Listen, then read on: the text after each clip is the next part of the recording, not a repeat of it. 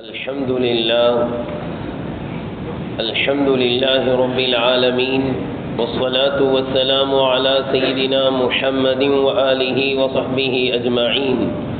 أما بعد، فقد قال الله تبارك وتعالى في القرآن الكريم: وقضى ربك ألا تعبدوا إلا إياه وبالوالدين إحسانا إما يبلغن عندك الكبر أحدهما أو كلاهما فلا تقل لهما أف ولا تنهرهما وقل لهما قولا كريما واخفض لهما جناح الذل من الرحمة وقل رب ارحمهما كما ربياني صغيرا.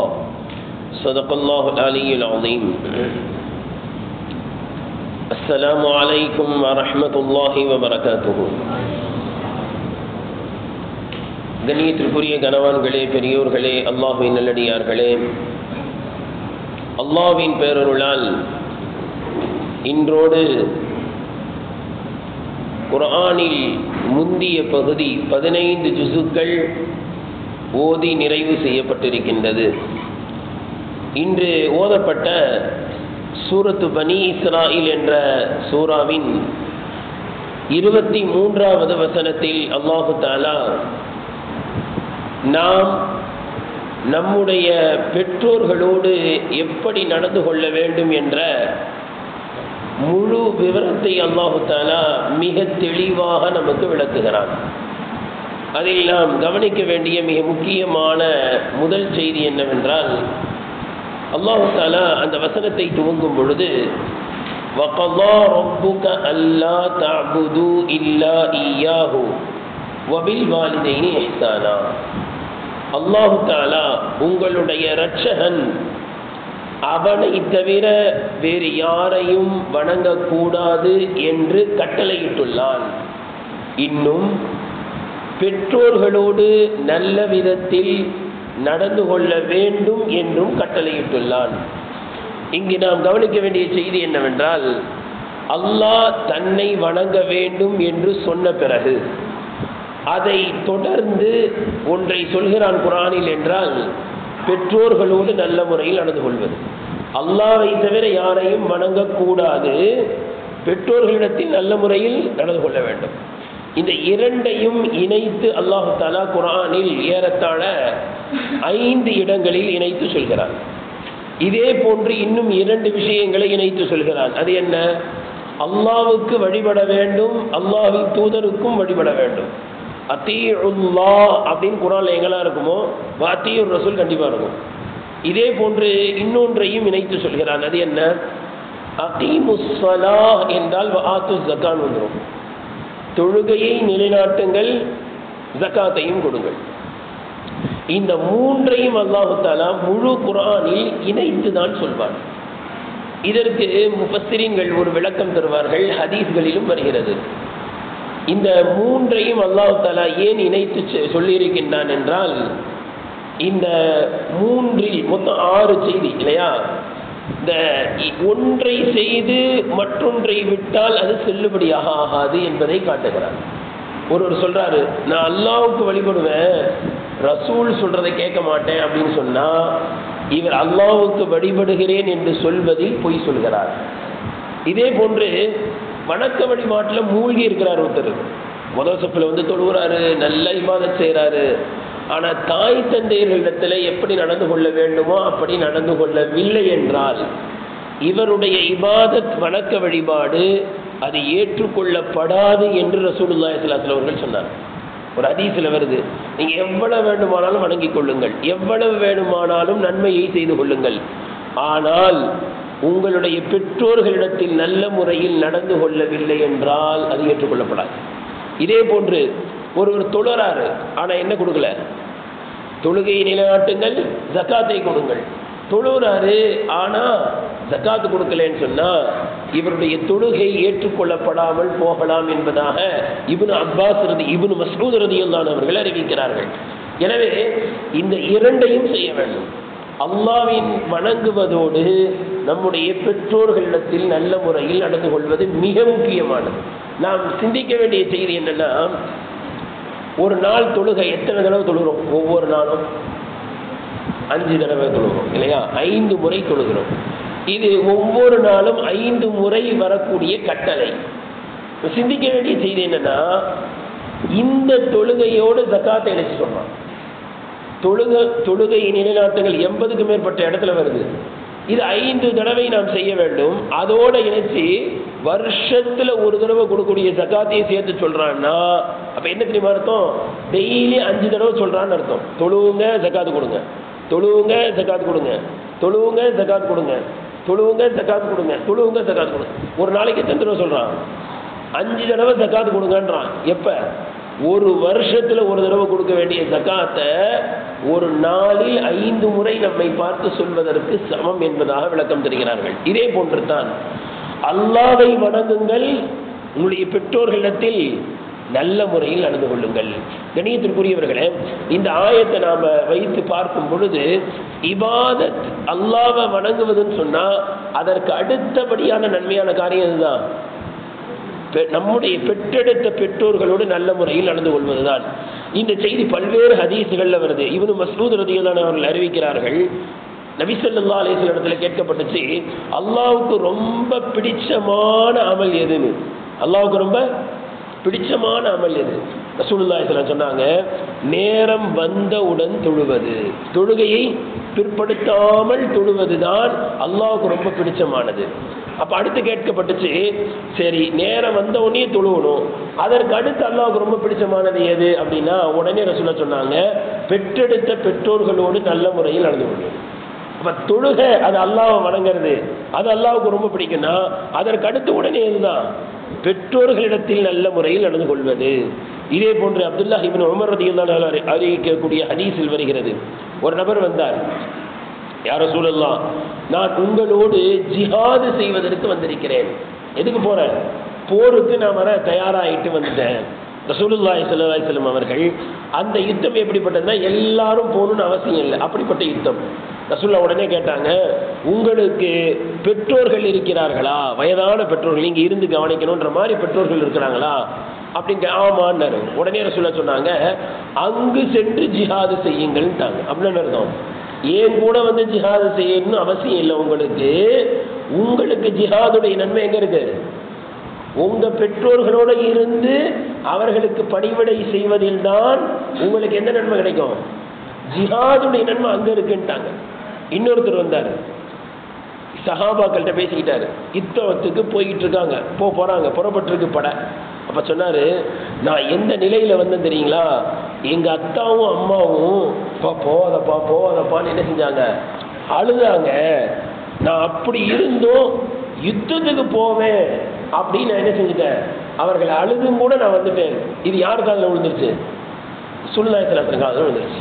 அந்த சாவியை கூப்பிட்டு சொன்னாங்க, எந்த பெற்றோர்களை அழுகின்ற நிலையில் விட்டு விட்டு வந்தீர்களோ அந்த பெற்றோர்களை சென்று சிரிக்க வையுங்கள், ஜிஹாதுக்கு வர தேவையில்லைன்றாங்க. கணியத்திற்குரியவர்களே, அப்படி என்றால் அந்த பெற்றோர்களிடத்தில் நாம் அழகிய முறையில் நடந்து கொள்வது எவ்வளவு முக்கியம். ஒருத்தர் வந்தாரு, யார் ரசூலுல்லாஹ், உங்களோட நான் ஜிஹாதுக்கு வரலான் இருக்கேன், நீங்க எனக்கு என்ன ஆலோசனை கொடுக்க போறீங்க? அப்ப ரசூலுல்லாஹி ஸல்லல்லாஹு அலைஹி வஸல்லம் கேட்டாங்க, உங்களுக்கு தாய் இருக்கிறார்களான்னு கேட்டாங்க. ஆமா யா ரசூலுல்லாஹ், எனக்கு தாய் இருக்கிறாங்க. அப்படி என்றால் ஃபஅல்ஸிம்ஹா, அந்த தாயை நீங்கள் பற்றி பிடித்துக் கொள்ளுங்கள். ஃபஇன்னல் ஜன்னத இன்த ரிஜ்லிஹா, காரணம் அந்த தாயின் காலடியில் தான் சொர்க்கம் இருக்கிறது. தாயை கவனிங்க, என் கூட ஜிஹாதுக்கு வர தேவையில்லை, இதுதான் என்னுடைய ஆலோசனை என்பதாக ரசூலுல்லாஹி ஸல்லல்லாஹு அலைஹி வஸல்லம் அவர்கள் சொன்னார்கள். என்றால் நாம் நம்முடைய பெற்றோர்களிடத்தில் நல்ல முறையில் நடந்து கொள்வது எவ்வளவு முக்கியம். பொதுவா அல்லாஹ் நம்மளை பொருந்திக்கிட்டானா, அல்லாஹ் என் மீது மகிழ்ச்சியாக இருக்கிறானா, இதனுடைய அடையாளம் என்ன தெரியுங்களா? நம்மை பெற்றெடுத்த பெற்றோர்கள் நம்மை பற்றி நல்ல அபிப்பிராயத்தில் இருக்கிறாங்க, மகிழ்ச்சியா இருக்கிறாங்க, என் பிள்ளை நல்ல பிள்ளை என்னை கவனிச்சுக்கிறான் அப்படின்ற எண்ணம் அவர்களுக்கு வந்துருச்சுன்னா அல்லாஹ் மகிழ்ச்சியா இருக்கான்னு. நம்ம மேல பெற்றோர்கள் கோபமா இருக்கிறாங்கன்னா யார் கோபமா இருக்கா?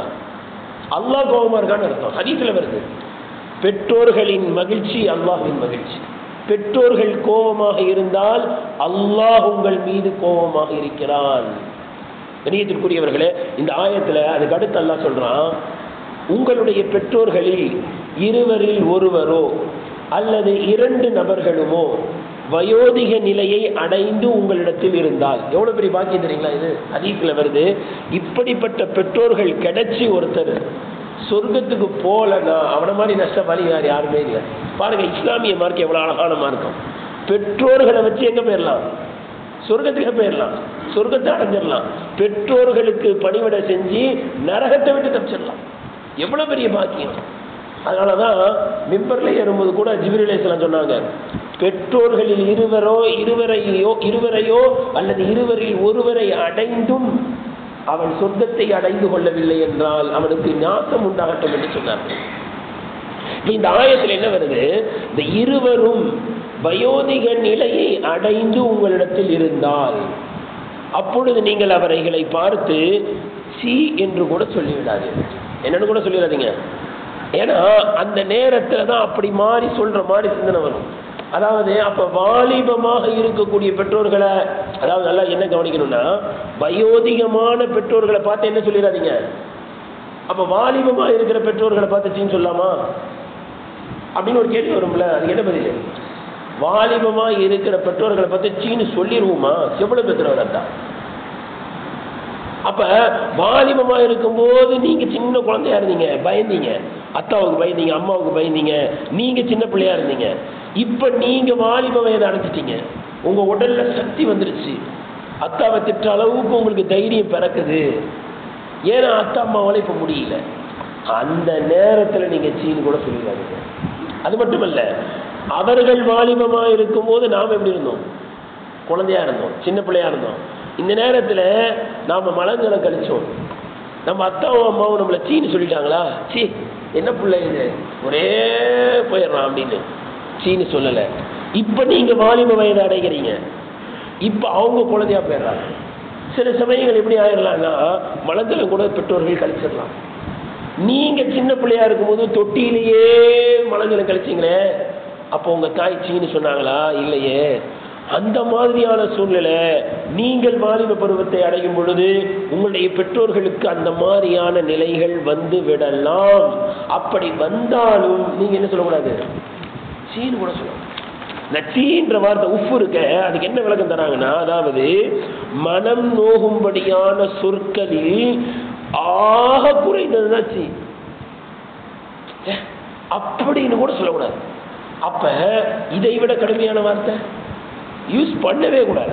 கணியத்திற்குரியவர்களே, நம்முடைய பெற்றோர்கள் எந்த அளவுக்கு நம்மளை பாசமா வளர்த்தாங்க, நம்ம மேல உண்மையிலே எவ்வளவு பாசமா இருக்காங்கன்னா, உலகத்துல அவங்களுக்கு நிகர் யாருமே இல்லைங்க. சில வாலிபர்களுக்கு எப்படி தெரியுமா தோணும்? ஷைத்தான் போடுவான், உலகத்திலேயே பரம விரோதி அத்தா தான் நினைக்கிறான், ஷைத்தான் போடுற வேலை. ஆனா அவங்க எவ்வளவு பாசமானவங்கன்னா, சொர்க்கத்துக்கு போனா கூட நம்ம பெற்றோர்கள் என்ன தெரியுமா கேட்பாங்களா? அல்லா கிட்ட, யாரெல்லாம் நான் சொர்க்கத்துக்கு வந்து என் பிள்ளைங்க எங்கன்னு கேட்பேன். யாரெல்லாம் நான் சொர்க்கத்துக்கு வந்துட்டேன், என் பிள்ளைங்க எங்க? அல்லாஹ் குர்ஆன்ல சொல்றான், வல்லதீன ஆமனு, யார் ஈமான் கொண்டு சொர்க்கத்துக்கு போயிட்டாங்களோ, வத்தபஅத்துஹும் ذُرِّيَّتُهُம், அந்த பெற்றோர்களை பின்பற்றி அப்படியே யார் ஈமான் கொண்டு அந்த பிள்ளைகளும் ஈமான் கொண்டு இருக்காங்களோ, நம்ம அத்தா முஸ்லீமா இருந்தாங்க, நாமும் முஸ்லீம் ஆயிட்டோம், இப்போ அத்தா சொர்க்கத்துக்கு போயிட்டாரு. அல்லாஹ் சொல்றான், அல்ஹக்னா பிஹிம் ذُرِّيَّتَهُம், அவர்களுடைய பிள்ளையும் ஈமான் கொண்டுருச்சு இல்லை, அத்தா முஸ்லீமும் பிள்ளைங்களும் முஸ்லீமா இருக்கிறாங்க அப்படின்னா, மறுமையிலே அந்த பிள்ளைகளை யாரோட இணைப்போம்? தந்தையோட இணைப்போம், பெற்றோர்களை இணைப்போம். சொல்லிட்டு அல்லாஹ் என்ன சொல்றான் அப்படின்னா, வமா அலத்னாஹும் மின் அமலிஹிம் மின் ஷை, அவர்களுடைய அமலில் எந்த குறைவையும் நாம் ஏற்படுத்த மாட்டோம். யாருடைய அமல்ல? பெற்றோர்களுடைய அமல்ல. என்ன இது? இதுக்கு என்ன விளக்கம்? இந்த ஆயத்துக்கு என்ன விளக்கம்? ரசூலுல்லாஹி ஸல்லல்லாஹு அலைஹி வஸல்லம் இதற்கு விளக்கமா ஹதீஸ்ல அழகா சொன்னாங்க. பெற்றோர்கள் சொர்க்கத்துக்கு போயிடுவாங்களாம். போன உடனே என்ன கேட்பாங்களாம்? என் பிள்ளைங்களை பார்க்கணும். யாருல எதை கேட்டாலும் அல்லா தருவான்ல. அவங்க கேட்கறது என்னதான்? என் பிள்ளைங்களை எங்க, என் பிள்ளைங்களை பார்க்கணும். இப்ப பெற்றோர்கள் ஒரு கால் சொர்க்கத்துல உயர்ந்த அந்தஸ்துல இருக்கிறாங்க, பிள்ளைங்க அதுக்கு கீழே இருக்கிறாங்க அப்படின்னா, ஓ நீங்க பெற்றோர், நீங்க உங்க பிள்ளைகளை பார்க்கணுமா? அப்ப எங்க போங்க? கீழே இருக்கிறாங்க போய் பாருங்கன்னு சொல்ல மாட்டான். ஏன்னா மேல் உள்ள அந்தஸ்துல உள்ளவங்கள அல்லாஹ் என்ன செய்ய மாட்டான்? கீழே இறக்க மாட்டான். இப்ப இந்த பெற்றோர்கள் பிள்ளைங்களை பார்க்கணும்னு உன்னையே அல்லாஹ் என்ன செய்வானா? பிள்ளைங்களை மேல தூக்குவான். யாருடைய அமலை குறைக்க மாட்டான். பெற்றோர்களுடைய அந்தஸ்து, அவர்களுடைய அமலை கீழே இறக்கி போய் கீழே போய் பார்த்துருவாங்கன்னு சொல்லாம, அவங்க பரக்கத்துல அல்லாஹ் யாரை மேல கொண்டு போவான்? நம்மள பிள்ளைங்களை மேல கூட்டு போய் பார்க்க வைப்பான், அவர்களுடைய அந்தஸ்தை குறைக்க மாட்டான். அப்படின்னா இந்த சொர்க்கத்துல போனா கூட நம்மளை பார்க்கணும்னு துடிக்கிற இதயம் யாருதான்? நம்மை பெற்றெடுத்த பெற்றோர். இப்ப எவ்வளவு பாசமா இருப்பேன், நான் சொர்க்கத்துக்கு வந்துட்டேன், முடிஞ்சு போச்சு, நான் இன்பங்கள் அங்கேயும் நம்முடைய சிந்தனை என்று சொன்னால் அந்த பெற்றோர்களுடைய பாசம் எந்த அளவிற்கு இருக்கிறது என்பதை நாம் கவனிக்க வேண்டும். ஆனா இன்னைக்கு பிள்ளைங்க உணர்றது கிடையாது. இதை எப்ப தெரியுமா?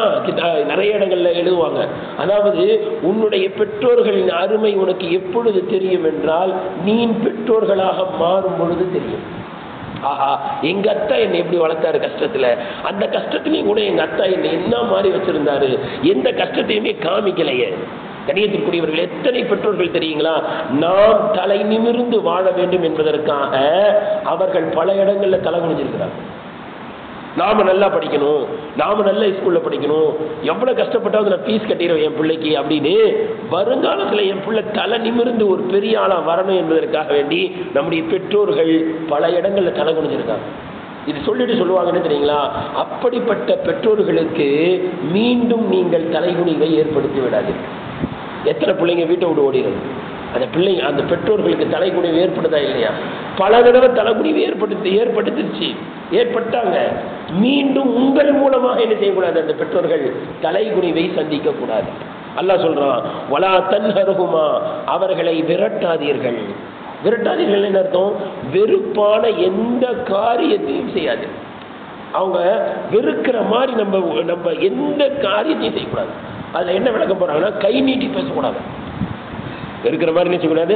கை நீட்டி பேசுறது, சப்தத்தை உயர்த்தி பேசுறது. அவங்கள விரட்டிடாதீங்க. இன்னைக்கு என்ன நடக்குது? அல்லாஹ் பாதுகாக்கணும்.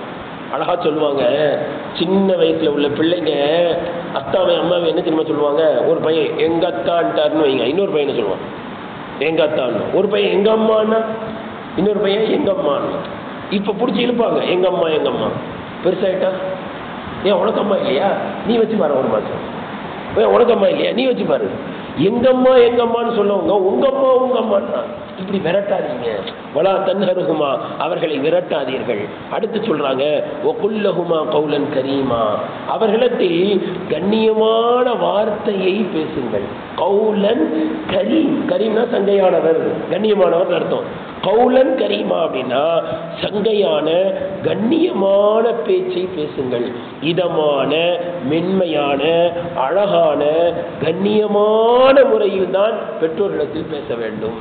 கண்ணியத்திற்குரிய அடுத்து சொல்றான் அல்லாஹ், வக்ஃபிது லஹுமா ஜனாஹல் துல்லி. இந்த வார்த்தைகள்லாம் ரொம்ப கவனிக்கணும்.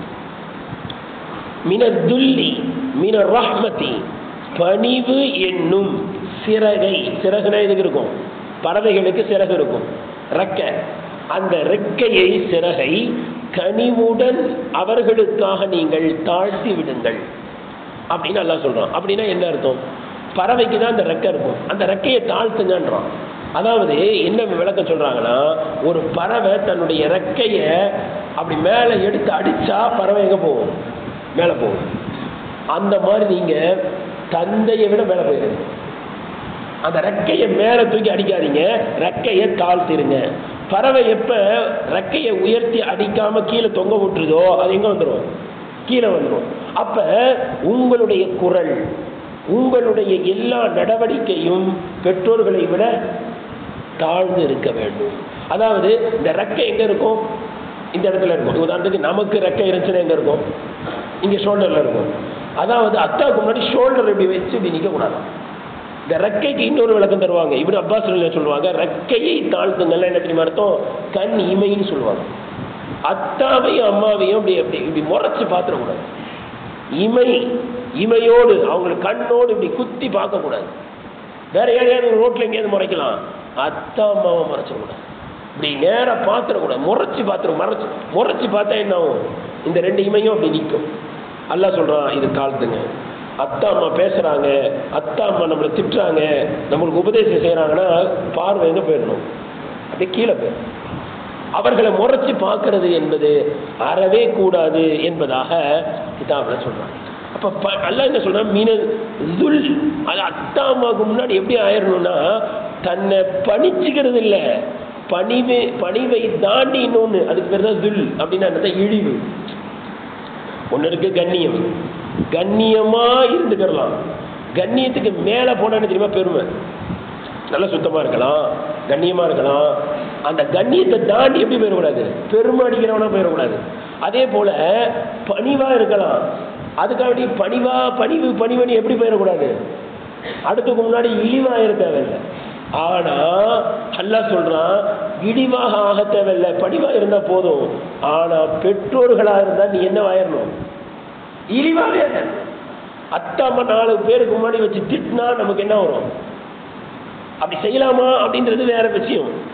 அப்படி பணிவு இல்லை, துல்லுன்ற வார்த்தையை எல்லாம் பயன்படுத்துறான். பணிவினுடைய உச்சகட்டம் இழிவாக தன்னை ஆக்கி கொள்ள வேண்டும். ஆனா இன்னைக்கு இதுக்கெல்லாம் தயாரே இல்லை. அத்தா கவர்மெண்ட் ஹாஸ்பிட்டல்ல அட்மிட் ஆயிருக்காருன்னு வைங்களேன், போய் பார்க்கறது இல்லை. ஏன்னா கவர்மெண்ட் ஆஸ்பத்திரி யார் போவா, 4-5 பிள்ளைங்க இருப்பாங்க, இவர் கவர்மெண்ட் ஆஸ்பத்திரி போய் பார்க்க மாட்டாங்க. இந்த மாதிரி அங்க போய் நின்னா எனக்கு இழிவு. ஒருத்தர் வக்கீல் ஆயிட்டாரு, வக்கீலுக்கு படிக்க வச்சது யாரு, அத்தா படிக்க வச்சாரு கஷ்டப்பட்டு. இவர் முதல்ல போய் என்ன செய்யறாரு தெரியுங்களா, கோர்ட்ல வாதிடுறாரு. அந்த அத்தா ஆசையோட எப்படியாவது என் பையனை வக்கீலுக்கு படிக்க வச்சேனே, அவன் வாதிடுறத நான் என்ன செய்யணும், போய் பார்க்கணும்னு அங்கே போய் உட்காந்துருக்காரு. இந்த பையன் அத்தாவை பார்க்காம வந்தான். ஏன்னா எங்க அத்தாவை பார்க்கறதுக்கு ஒரு மாதிரி இருப்பாரு. இவரு தான் எங்க அத்தா என்ன செஞ்சிடக்கூடாது, தெரிஞ்சிடக்கூடாது. எவ்வளவு அந்த அத்தாவை வச்சு எனக்கு இழுக்குன்னு நினைக்கிறாங்க. அல்லாஹ் சொல்றான், நீங்க பணிவின் உச்சகட்டம் எந்த அளவுக்குன்னா அத்தாவுக்கு முன்னாடி என்ன ஆயிடணும், நீங்க இழிவாக ஆகிவிட வேண்டும், அவ்வளவு பணிவாக நடக்க வேண்டும். ஆனா நான் வாதிடுறதை என்ன செய்யக்கூடாது, எங்க அத்தா பார்த்தாருன்னா இவருதான் உங்க அத்தாவான்னு கேட்டுருவாங்க. அந்த அளவுக்கு நினைக்கிறாங்க. கணியத்திற்குரியவர்களே, ஒரு கிதாபில் படித்த ஒரு நிகழ்ச்சி நினைவுக்கு வருது. ஒரு பெரிய அதிகாரி இருந்தார், பெரிய கவர்மெண்ட்ல பெரிய உத்தியோகத்தில் இருக்கார். அவருடைய தகப்பனார் கிராமத்தில் இருக்கிறார். அந்த கிராமத்தில் இருந்து ஒரு நாள் அவருடைய தகப்பனார் இந்த பெரிய அதிகாரியை பார்க்கறதுக்கு என்ன செய்யறார், ரயில்ல வந்து இறங்குறாரு. இந்த பெரிய அதிகாரி அத்தாவை ரயில்வே ஸ்டேஷன்ல போய் வரவேற்கிறது அப்படின்னு செய்யறாங்க, நிக்கிறாரு. இவருக்கு பாதுகாப்புக்கு பெரிய பெரிய அதிகாரிகளும் போலீஸ்காரங்களாம் வராங்க. இவருக்கு பாதுகாப்புக்கு நம்ம அதிகாரிகளுடைய அத்தா வராங்க. இறங்குனா சாதாரணமா இருக்கிறார், பட்டிக்காட்டுல இருந்து வந்திருக்கிறார், ஒன்றும் தெரியல அவருக்கு. அப்ப பக்கத்துல சில பேர் பேசிக்கிட்டாங்களா, இவரு தான் அத்தாவா, இப்படி இருக்கிறாரு அப்படின்னாங்களாம். அப்ப அந்த அதிகாரி சொன்ன வார்த்தை என்ன தெரியுங்களா, எங்க அத்தா படிக்காதவரு, அதனால பாக்குறது இப்படி இருக்கிறாரு. எங்க அத்தாவை நீங்க என்னவோ பேசுறீங்க, என்ன இப்படி இருக்கிறாரு அப்படின்னு பேசுறீங்க, வேணா எங்க அத்தாவோட அத்தாவை வேணா அப்படி பேசுங்க, எங்க அத்தாவை தயவு செஞ்சு பேசாதீங்கன்னா. ஏன்னா எங்க அத்தா படிக்கலையே தவிர என்ன படிக்க வச்சாரு, அவர் அறிவாளி. எங்க அத்தா படிக்கல, முட்டாள் தான், பார்க்க ஒரு மாதிரி தான் இருக்கிறாரு. ஆனா அந்த முட்டாள் நீங்க நினைக்கிற அந்த தந்தை தான் அறிவாளியாக என்னை இந்த போஸ்ட் கொண்டு வரதுக்கு பாடுபட்டவர் அவர். தயவு செஞ்சு எங்க அத்தாவை திட்டாதீங்க, வேணா எங்க அத்தா இப்படி இருக்காங்கல்ல அவங்க அத்தா வேணா உருவாக்கலாம இருக்கலாம் அப்படின்னு சொன்னாருன்னா, அப்ப நமக்கு வரக்கூடிய அந்தஸ்து மரியாதை எல்லாமே யாரை வச்சுனா நம்முடைய பெற்றோர்களை வைத்து என்பதை நாம் கவனத்தில் கொள்ள வேண்டும். கண்ணியத்திற்குரியவர்களே, இந்த ஆயத்தினுடைய அடுத்த பகுதியில் அல்லாஹ் சொல்றான், இந்த வார்த்தை ரொம்ப கவனிக்கணும். இந்த துஆவை நம்ம நிறைய கேள்விப்பட்டிருப்போம். ரப்பிர் ஹம்ஹுமா கமா ரப்பயானி சகீரா. ரப்பே, நீ எங்களுடைய பெற்றோர்கள் மீது எப்படி இறக்கப்படணும்னா, எங்களை சின்ன வயசுல இறக்கப்பட்டு பாசமா எங்களை வளர்த்தாங்கல்ல அந்த மாதிரி நீ இறக்கப்படும். அல்லாஹ்வுடைய இறக்கத்தை யாரோட ஜாயின் பண்ணியாச்சு, எங்க அத்தா அம்மா எங்க மேல இறக்கப்பட்ட மாதிரி நீ என்ன செய்ய, இறக்கப்படும். அதாவது அத்தா அம்மாவுடைய இறக்கத்துக்கே, அதாவது அல்லாஹ் நம்ம மேல எவ்வளவு பாசமா இருப்பான், ஹதீஸ்ல வருது. அல்லாஹ் நம்ம மேல எவ்வளவு பாசமா இருப்பான்றத ரசூலுல்லாஹி ஸல்லல்லாஹு அலைஹி வஸல்லம் அவர்கள் விளக்குவதற்கு எதை எடுத்துக்கிட்டாங்க தெரியுங்களா, தாயுடைய பாசத்தை தான் எடுத்துக்கிட்டாங்க. உலகத்துல வேற எதையுமே சொல்லல. அல்லாஹ் நம்ம மேல எவ்வளவு பாசமா இருப்பான்னா, தாய் நம்ம மேல பாசமா இருக்கிறத மாதிரி 70 மடங்கு ஜாஸ்தியா. அப்ப அல்லாஹ்வுடைய இரக்கத்தன்மை, அல்லாஹ்வுடைய பாசத்தை விளக்குறதுக்கு ரசூலுல்லாஹ்வே தான் யூஸ் பண்ணாங்க. நம்ம மேல வச்சு அம்மாவுடைய அந்த பாசத்தை தான் ஒரு அளவு கூட வச்சு விளக்குறாங்கன்னு சொன்னா, அந்த அந்த அம்மாவுடைய பாசம், அத்தாவுடைய பாசம் எவ்வளவு இருக்கும். இன்னைக்கு துவா கேட்கும் போது அல்லாஹ் என்ன சொல்றான், உங்க அத்தா அம்மாவுக்கு வேண்டி துவா கேளுங்க. எப்படி தெரியுமா, யா அல்லாஹ் எங்க அத்தா அம்மா என்ன பாசமா வளர்த்த மாதிரி, என் மேல இரக்கம் காட்டுற மாதிரி நீ இரக்கம் காட்டு. கணியத்திற்குரியவர்களே, இங்கு சிந்திக்க வேண்டிய இன்னொரு மிக முக்கியமான ஒரு செய்தியை சொல்றாங்க. என்ன அப்படின்னா, நீங்க என்ன செய்யக்கூடாது, விரட்டக்கூடாது, சீனு கூட சொல்லிடக்கூடாது, கண்ணியமா பேசணும், பணிவா நடந்துக்கணும், எல்லாத்தையும் சொல்லிட்டு கடைசியில் என்ன செய்ய சொல்றான், அத்தா அம்மாவுக்காண்டி துவா செய்யுங்க. ஏன் தெரியுங்களா, இங்க ரொம்ப நுணுக்கமான ஒரு விஷயத்த சொல்றாங்க. என்னன்னா, இதெல்லாம் நீங்க செஞ்சுட்டு கடைசியில் என்ன செய்யணும், துவாவும் செய்யணும். ஏன் அப்படி துவா செய்ய சொல்றான் அப்படின்னா, நீங்க இதெல்லாம் செஞ்சா கூட அத்தா அம்மாவுக்கு செய்ய வேண்டிய கடமையை செய்து முடித்து விட முடியாது. எனவே துவா செய்யுங்க. ஏன் அப்படின்னா, எப்ப நாம பகர செய்ய முடியாதோ அப்பதான் என்ன செய்வோம் தெரியுமா, துவா செய்வோம். சின்ன உதாரணத்தில் விளங்கிடலாம். வெளியில போறோம், ஒரு மிஸ்கின் இருக்கிறாங்க, 10 ரூபா கொடுக்குறோம். என்ன செய்வார் அவர், நமக்கு துவா செய்வார். 100 ரூபா கொடுத்து பாருங்க, என்ன செய்வார், சொல்ல மாட்டேங்க, ரொம்ப துவா செய்வார். நம்ம காண்டானுக்கே துவா செஞ்சிருவார்.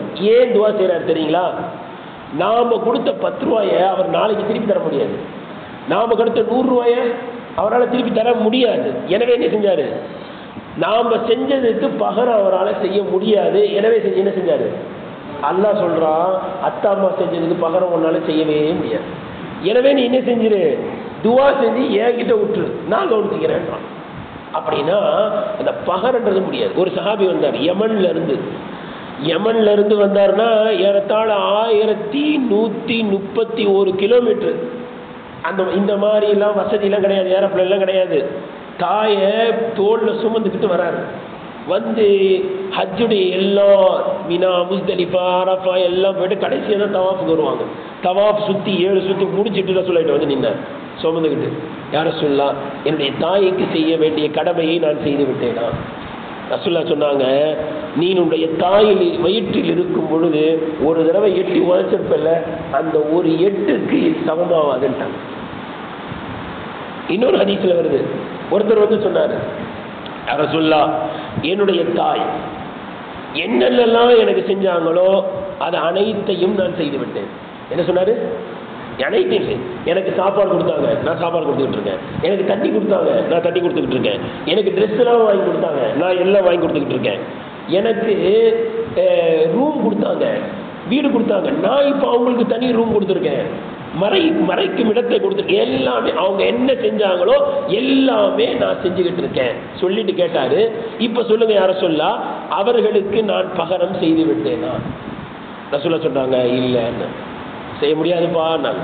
அவர் கேட்டாரு, யார சொல்லா, நான் தான் எல்லாமே செய்யறேனே, அவங்க செஞ்சது ஃபுல்லா நான் என்ன செஞ்சுட்டேன், எல்லாமே செஞ்சுட்டேனே, அப்போ கூட நிகர் வராதான். வராதுன்னு சொல்லிட்டு 2 வார்த்தையில விளக்கம் சொல்லிட்டாங்க. என்ன சொன்னாங்கன்னா, தத்தமன்னா லக்கல் பகா, அவர்கள் செய்தார்கள் அதையெல்லாம் நீ செய்து விட்டாய் என்று சொல்கிறாய்.